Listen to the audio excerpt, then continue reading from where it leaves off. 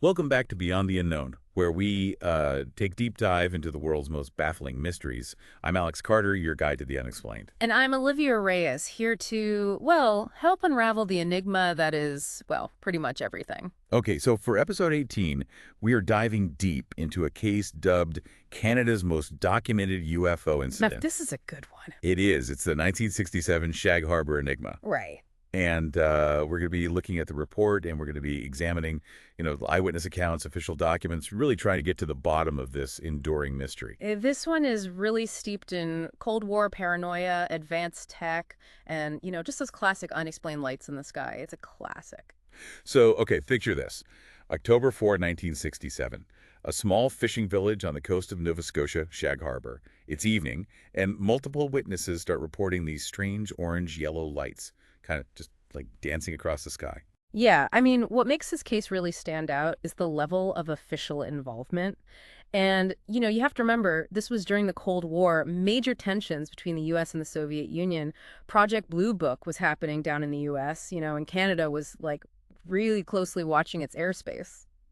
Right, and it wasn't just, the local residents who saw this, but also the Royal Canadian Mounted Police and the Canadian military. So it wasn't just a random UFO sighting. It was treated like almost like a national security threat. Exactly. And what's so fascinating is that while, like, Project Blue Book was looking at all those UFO sightings down in the U.S., the Canadian government was sort of quietly monitoring aerial phenomena, too.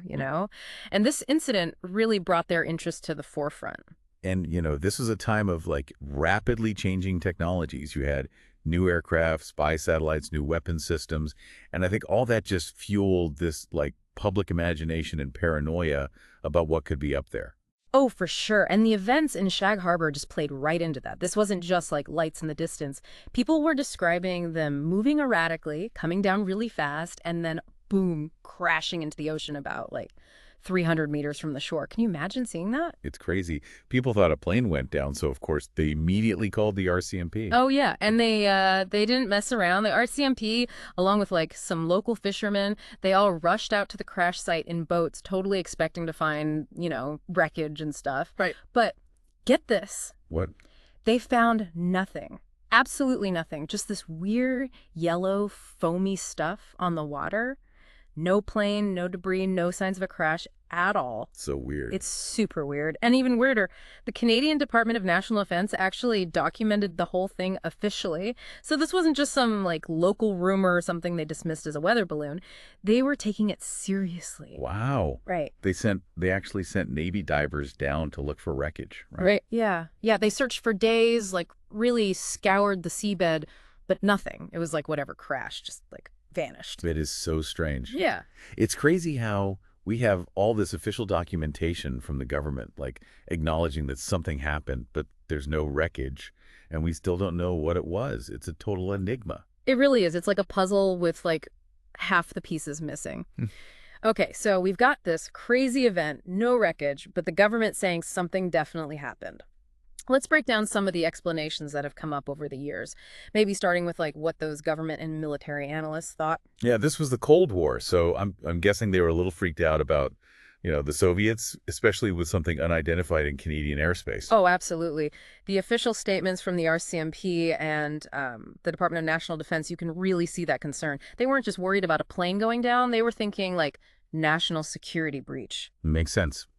What about those folks leaning towards a more, shall we say, extraterrestrial explanation? Yes, the ufologists. They see Shag Harbor as like textbook UFO encounter. I mean, you've got no conventional explanation, multiple credible witnesses, and the government is super interested. That's a lot of check marks for them. I see, I see. So what is it about this incident specifically that makes them, lean toward aliens? What sets it apart from, say, just a misidentified plane or something? It all comes down to how the object moved, the way it just suddenly dropped and then vanished. They say that just doesn't line up with any earthly tech or natural phenomena. Interesting.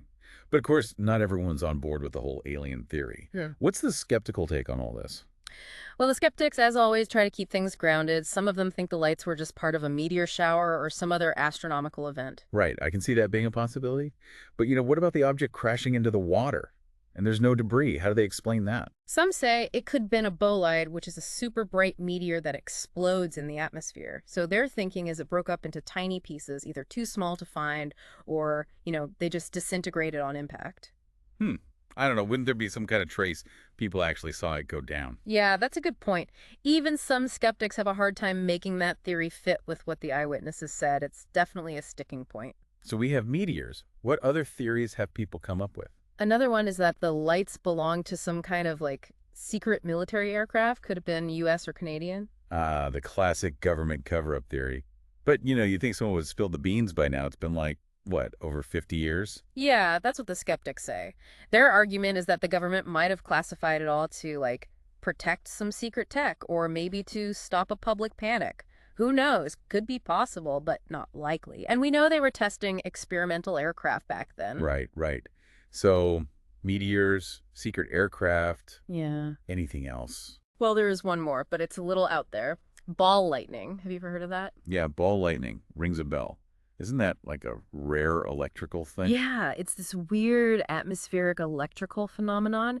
Basically, it's a glowing ball of electricity that can move around all crazy and sometimes even explode. Okay, but do they, crash into the ocean? That's where this theory gets a little iffy. There's not much science backing up ball lightning acting like that. And even if it did, it doesn't explain why the government got so involved and spent days searching. So, lots of interesting ideas, some more believable than others, but still no definitive answer. And, we can talk all day about the science and military angles, but we can't forget about the people who were there. You're absolutely right. We need to factor in how the public saw and reacted to this whole Shag Harbour thing. It adds a whole other dimension to the story. Okay, so what was the vibe like in Shag Harbour right after it happened? You can imagine, right? It was probably a mix of confusion, fear, and just plain curiosity. At first, everyone thought it was a plane crash. They were worried about survivors and all that. Of course, of course. But then they found nothing. The mystery just got bigger, right? That's when all the speculation starts. Exactly. And you have to remember, back in '67, talking about UFOs wasn't as taboo as it is now.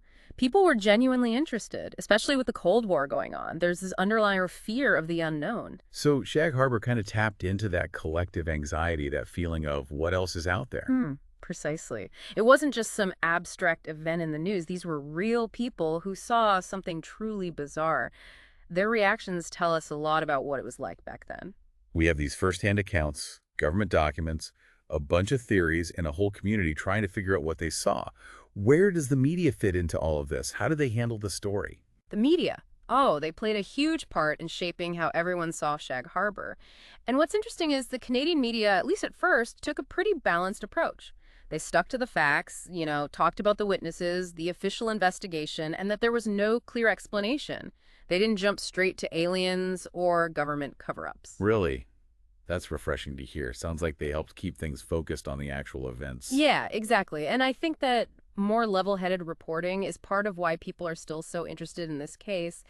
It allowed for more nuanced conversation, kept the focus on the genuine mystery. But, we have to mention those books and documentaries that really dug into the incident, like Dark Object, right? Oh, yeah, Dark Object. Yeah. That one, written by Chris Stiles and Don Ledger, was huge for bringing Shag Harbour to a wider audience.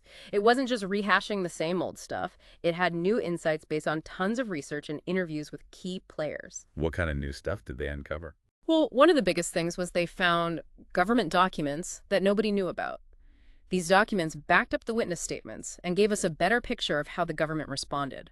The authors, they put together a timeline, looked at all the evidence, and made a really strong case for why this incident matters. So, Dark Object basically solidified Shag Harbour as one of the best documented UFO cases ever. It brought a level of depth that wasn't there in the initial news reports. Absolutely. It wasn't just about reporting what happened. It was about asking why it matters, what it tells us about how we understand the unknown. They looked at it from all angles, the science, the culture, the history. They really made people think about UFO sightings during the Cold War. I can see why that would be a hit with anyone interested in UFOs and how the government reacts to them. It's more than just sensationalism. It's a well-researched deep dive into this event. And with all this new interest in UFOs, because of those Pentagon UAP disclosures, people are revisiting Shag Harbour with fresh eyes. It's like they're going back to these old cases and wondering if maybe there's more to the story than we thought. So Shag Harbour's legacy lives on. Even after all this time, it's still a puzzle, still a mystery that makes us question what we know and how much we don't know about the universe. Definitely. And speaking of the bigger picture, we need to look at Shag Harbour through a historical lens. How does it fit into all the other UFO sightings and investigations during the Cold War? Yeah, that's a great point. Understanding the historical context can really help make sense of what happened and how people reacted. Yeah. How does Shag Harbour stack up against other famous UFO cases from that era? And what was Canada's official position on UFOs back then? Those are some great questions. I think the answers might surprise you. Yeah. So, putting Shag Harbour into perspective with other UFO cases, from the Cold War era, it's interesting. Yeah. The big one, of course, everybody thinks of Roswell, right? 1947. It's like the granddaddy of them all. The one that really got people thinking about, government cover-ups and aliens and all that. Right, Roswell. The alleged crash in New Mexico. It really changed how we think about UFOs, didn't it? Oh, absolutely. But there are some, big differences between Roswell and Shag Harbour. For one, Roswell had that supposed physical evidence, debris from the crash site. And then there were even those stories about, alien bodies, which of course made it even more sensational. Yeah, for sure. So if Roswell had all this supposed physical evidence and Shag Harbour didn't, what makes the Shag Harbour incident so interesting? It's all about the official reaction. Roswell was super hush-hush.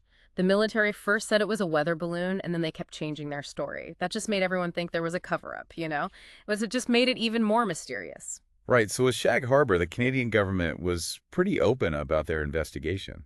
Exactly. They acknowledged it happened, documented it, even sent divers to search. They weren't hiding anything. So, in a way, Shag Harbour is a more believable case than Roswell because we have the government confirming something weird went down, but without all the, cover-up drama. Totally. And that kind of tells you how differently the U.S. and Canada dealt with UFOs during the Cold War. The U.S. was all secretive, while Canada was, more open to the idea of unexplained stuff. It's pretty interesting that Canada was more willing to talk about the unknown. So besides Roswell, what other Cold War UFO cases are worth comparing to Shag Harbour? Well, there's the Kecksburg incident, 1965. Happened in Pennsylvania. Oh, yeah, Kecksburg. Wasn't that the one with the acorn-shaped thing that supposedly crashed in the woods? That's the one. Lots of witnesses saw it come down, and there was a lot of confusion about what it could be. But didn't people say the military, shut down the whole area and took the object away? Which, again, makes you think cover-up. Exactly. Another difference. No evidence of that in the Canadian case. The authorities were pretty straightforward about the whole thing, and they told everyone what they found or what they didn't find. So it seems like Shag Harbour is kind of unique in UFO history. Well-documented, credible witnesses, the government is involved, but without all the craziness and conspiracy stuff you get with other famous cases. It is. And that makes it really valuable for anyone who's into UFOs and how governments respond to them. It makes you think about how we investigate the unexplained and if we can ever really understand these events that just don't fit into neat little categories. So talking about government response, what was Canada's official take on UFOs in the 1960s? Well, like we said earlier, they were working with the U.S. to keep an eye on things. They knew about Project Blue Book and were tracking anything strange in their own airspace. Did they have, their own version of Project Blue Book? A special team for looking into UFOs? Not really. They were more low-key about it. But they were definitely taking it seriously, especially with the Cold War going on. They must have been worried about the Soviets or even some kind of advanced technology that could be a threat. Exactly. They wanted to know what was happening up there and if it was dangerous. So even though they didn't have a big public project like Blue Book, they were paying attention. Sounds like Shag Harbour really pushed those concerns to the front. They had to face the possibility of something unknown, even if they didn't tell everyone everything they knew. For sure. It also showed just how tough it is to investigate something like this. How do you find proof when there's no actual wreckage? How do you make sense of something that just doesn't make sense? These are the questions people are still asking today. We've gone over a lot today, from firsthand accounts and those government documents to expert opinions and how the public reacted. We talked about the theories, the historical context, even the media's role in all of this. So after all this, what can we take away from Shag Harbour? I think one of the big lessons is that some mysteries we just can't solve. Even with all our technology and science, there are things that happen that we can't explain. And Shag Harbour is a perfect example. We have people who saw it, documents, investigations, and still no real answer. Maybe we never will. And that's okay. Sometimes the mystery is more interesting than the answer. It makes us question things, see different viewpoints, and accept that we don't know everything. Yeah, it's a good reminder that we don't have all the answers. And that's what makes exploring these mysteries so fascinating. Absolutely. Shag Harbour proves just how powerful the unknown can be. It's a story that people are still talking about, and it reminds us that there's still so much out there to discover and be amazed by. Couldn't have said it better myself. Huh. And on that note, I think we've reached the end of our deep dive into the Shag Harbour incident. It feels like we've only scratched the surface of this incredible mystery. Who knows, maybe someday we'll find out what really happened that night in 1967. Until then, Shag Harbour will continue to be a source of, speculation and debate. And if you're interested in this case or other UFO stuff, check out our past episodes. We've covered a lot of ground, from Roswell to those Pentagon UAP disclosures. And we're always digging into new mysteries, so subscribe to Beyond the Unknown and come along for the ride. Thanks for listening, everyone. We'll see you next time on Beyond the Unknown.